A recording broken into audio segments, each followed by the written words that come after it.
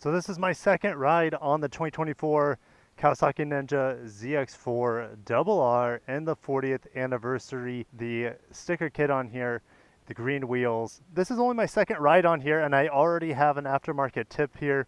This is Kaufman's. I got the awesome American flag on there. I got a lot of customs coming for the bike, like a tail tidy, etc. But that shorty tip looks amazing here. It's going to sound amazing on this ride today. But this video is going to be, why did I pick this bike? There's so many other options out there. You guys know I traded my 2024 Yamaha MT-09 after only owning it for about 3 months or so, around 600 miles of ownership. That bike just didn't make me happy, and motorcycles are supposed to make you happy. And so I went with this motorcycle for a ton of different reasons, but the simplest reason is it makes me happy looking at it and riding it and listening to it.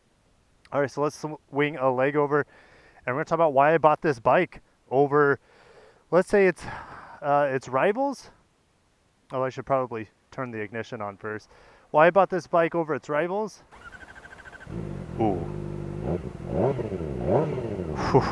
And why I bought it especially over something like the ZX-6R, which doesn't cost that much more than this. The ZX-6R is about, I want to say about $2,000 more. I'll go ahead and put on the screen exactly how much the ZX-6R is over this 40th anniversary edition. But we're going to talk about why I didn't go with that bike, why I went this bike, why I didn't get a Honda, why I didn't get a Suzuki, all that stuff. So we're going to go have a fun ride today. And if you want to see more content on the Kawasaki Ninja ZX-4RR, go ahead and smash that like button. Make sure you're subscribed, guys. Make sure you're subscribed, because this bike is going to be featured on the channel quite a bit. You guys know that automotive news, automotive reviews is always going to be the bread and butter, but this right here is worth making videos on, and just sharing my other passions on the channel other than just cars.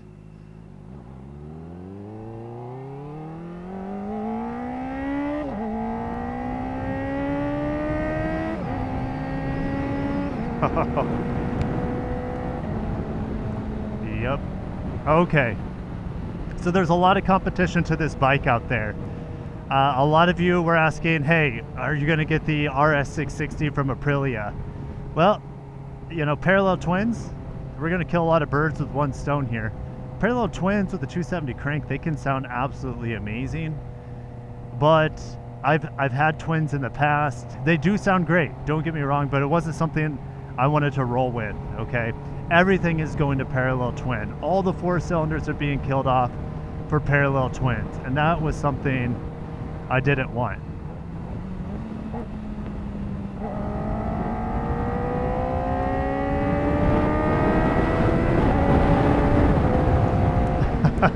You guys know I had the triple already. The MT-09 triple. Thing was loud, it sounded good, but it just didn't resonate with me. Downshifting this with a quick shifter, by the way. Hoping that's not a car. It looks like a 4Runner.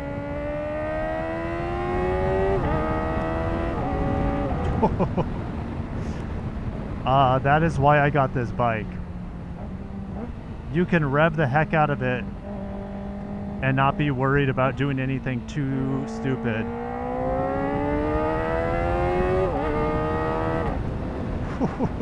Baby. I don't have the tune on here yet. I will be getting a tune. I'm actually in no hurry to get the tune on this bike. Honestly, the GSX-8R from Suzuki, that was a contender. That bike is almost more like a middle class sport touring bike. I like the looks of it. Some people don't like the Cyclops light on it, but the the GSX-8R is from what I've heard, all the research, it's a very, very, very good bike. Very well rounded. But does it have character? I don't know. Yes, it's got the 270 crank parallel twin, and if you flash that bike, you can get, I don't know, it's like 80 or 90 horsepower. You can unlock some serious horsepower on the GSX-8R. The Aprilia RS660 or whatever it's called, no interest. I don't even know where the closest Aprilia dealer is, probably in Miami. Don't care too much about Italian bikes right now in my life. Maybe I'll eventually get on board with a Ducati or something and never go back to anything else. A 4-cylinder Screamer was definitely on the bill.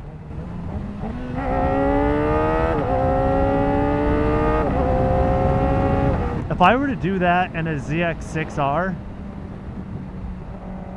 or God forbid a ZX-10R, I'd be doing 100 plus miles an hour so fast.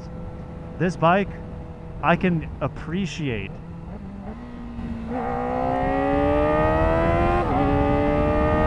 Guys, and I'm not even revving it to its red line, which is like 16,000 RPM. And I'm still like ear to ear grin right now. The Honda Grom, you guys know that I have, makes me really, really happy. That bike's just so much fun to ring out all the time, maximize its performance all the time. But it definitely has its shortcomings. With suspension, I'm probably about 150 pounds too heavy for that. I weigh around 200 pounds. So like the suspension it's laughable on that. But it's really just a toy bike. I want something with nice components. I want something with really good build quality. I want something that I could maximize in the streets. Maybe one day I'll track this bike. Again, I have to go a couple hours to Miami to do that. But I wanted something I can maximize to an extent on the streets. Again, the engine anyways. The handling to this, I can't do that on the streets, obviously, especially here in Florida. If I lived in California, then I could swing this in the twisties, the canyons. That just doesn't exist here. So straight lines is all we really have in Florida. And I wanted a bike that was going to be super enjoyable in straight lines. And without going super fast in the blink of an eye. I don't care about going fast, really. I care about the interaction with the bike. I care about how it sounds, how it looks. And I care about just the overall package, I guess you could say. And I made a mistake, and I own that up. I made a mistake buying the MT-09. I bought that bike because of the price to performance, and the price to the amount of features you get for the dollar on that is just unbeatable.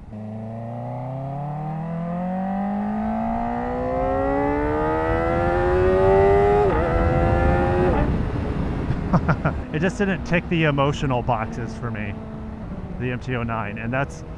And now I learned that when you own a motorcycle, it needs to be able to tick those emotional boxes above anything else.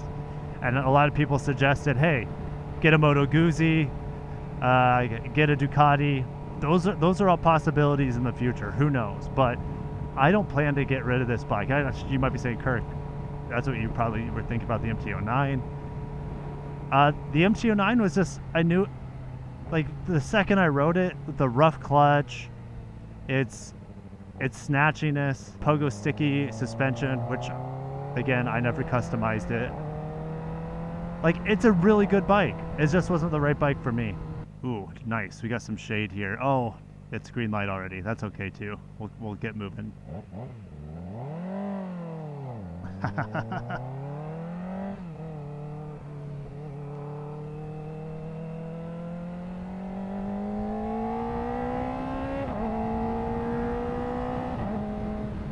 Oh, just so smooth.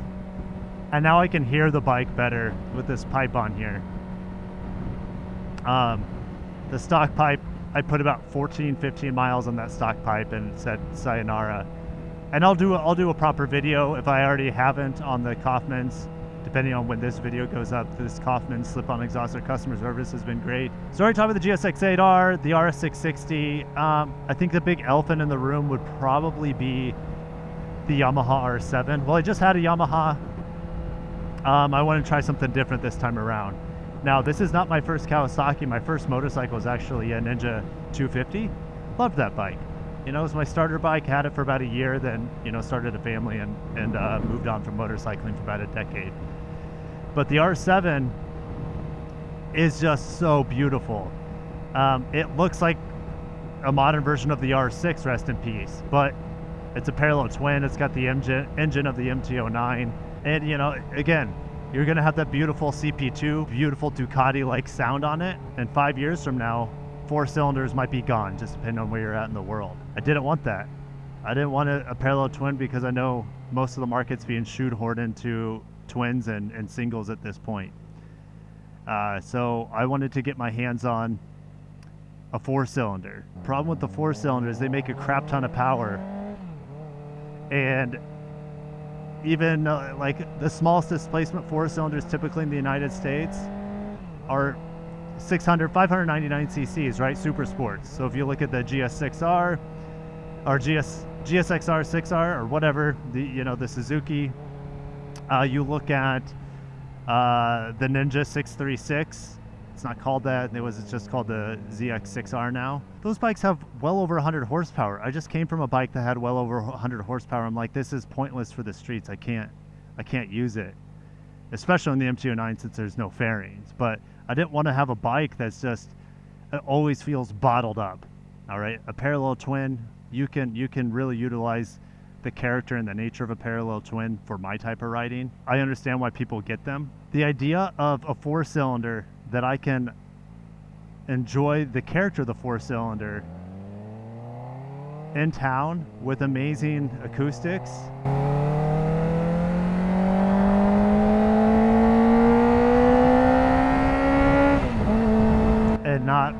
And not get into trouble or not go too fast or get my license taken away. You can, I mean, what do you do in first gear on a super sport? You can probably go like what, 70, 80 in first gear on a super sport. This bike has a really good top speed too, by the way, like 150 miles an hour, because it is a super sport like vehicle. It's not a full-on super sport. And that's something with the R7. I didn't want to get it because the ergonomics on it are pretty punishing. The ergonomics on the ZX-4RR are punishing. The ergonomics on Suzuki sports bikes are actually really, really nice, very, very comfortable. It must have just rained here, so that sucks.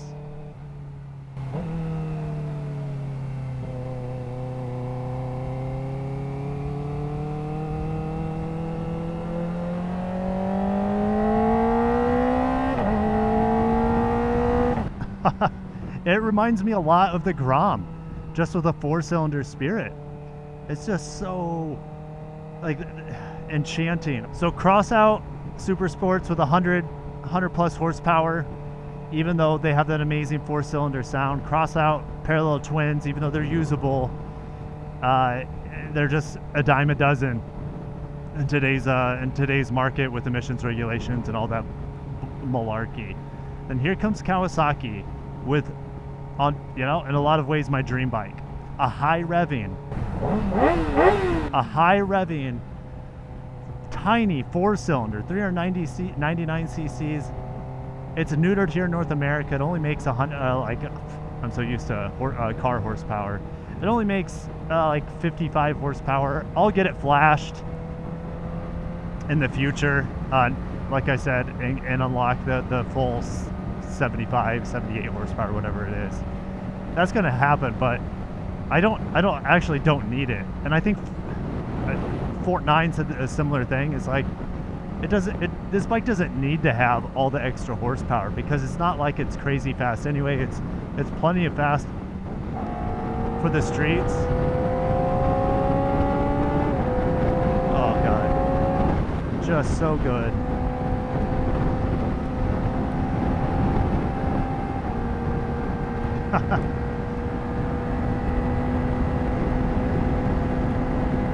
This bike in the turns feels like a scalpel. It's just so planted and so precise. I can't imagine what it feels like on a track or canyon roads. And then you add into the fact that this bike has a quick shifter up and down. It has a nice MID here. It has traction control. It has ABS. There's probably other things here, but like I really enjoyed the quick shifter on my MT-09. But the cool thing about this bike is that, unlike the MT-09, manual shifts here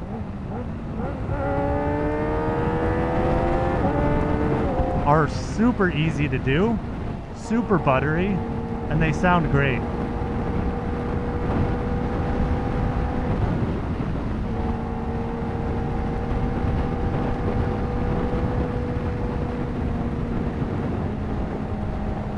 The ZX-4RR, for example, doesn't even have a downshift quick shifter, which is fine for a lot of people. But if you're taking it to the track, absolutely you would want to have a auto rev matching downshift or a quick shift. For some reason, this bike has it, and the more expensive, more powerful, more track focused ZX-4R does not have a auto quick shifting for the downshifts, which is just strange to me. And I'll probably have to make another video on this topic, on why this bike is just, it's a terrible value standpoint. But I think you guys have a good idea of why I got this bike instead of the competition.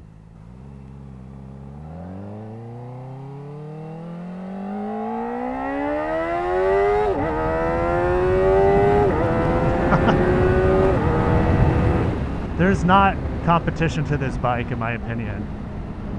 There's no competition to it. At least in America, there's nothing else like it. High revving, small displacement, 4-cylinder. And that unique flavor, this flavor you can't get anywhere else, all right? Some people don't want a 24-ounce steak. They're happy with a 12-ounce steak, even if it might cost the same, right? Does that make sense? You don't need to always get the biggest size because you get more for your money. You get the biggest size because, or you get the best bike or the best meal because it's the one that fits you the best. And that's why I didn't get a leader bike, so I didn't get a ZX-4R. I can't do what I just did on those bikes in town, all right? I would have been doing 120 there instead of 70. Would I have been having more fun? No. I would not have been having more fun, not for me.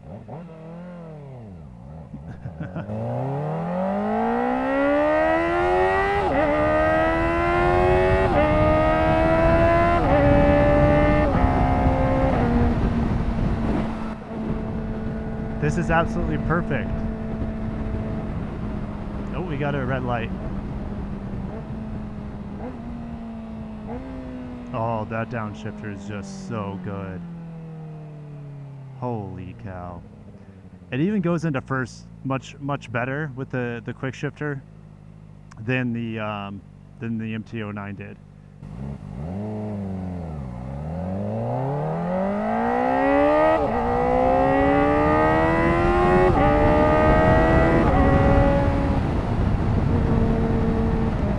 This is absolutely brilliant, this motorcycle. And I love the fact that we can do slip-ons here. The MT-09, I had to replace the whole exhaust. It's all one big unit with the headers, the mid-pipe, all that stuff. It's all bundled into one thing. Here, it's old school. You can just take off the can in the back and put on whatever you want. It's fantastic. But now you know why I picked the ZX-4RR.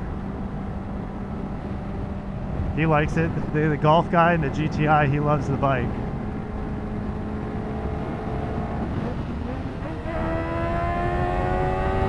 Toyota Crown.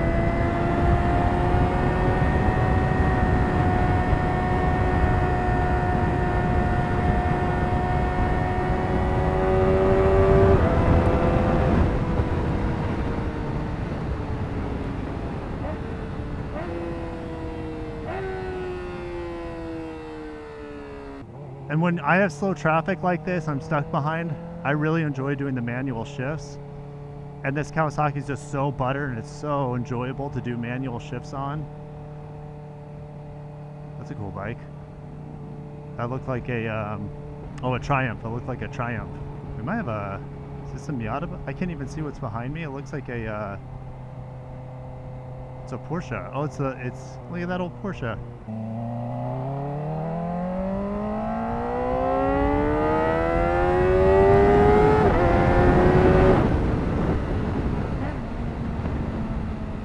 I like how the engine braking here isn't super like aggressive like it is in the MT-09.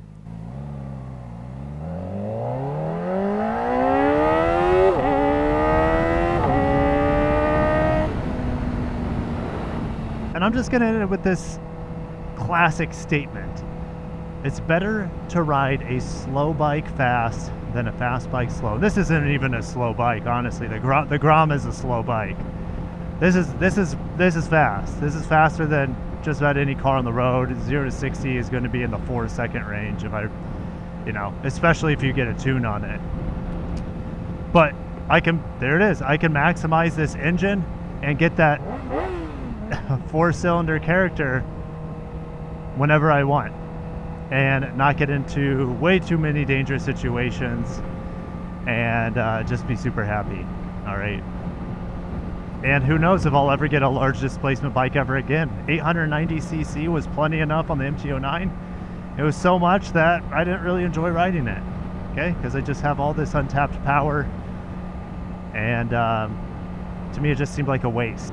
Cool U-turn, encore. But any video I make on this is going to be very enjoyable. This is one of many, many more to come. I'll do some sort of video review on this Kaufman exhaust as well.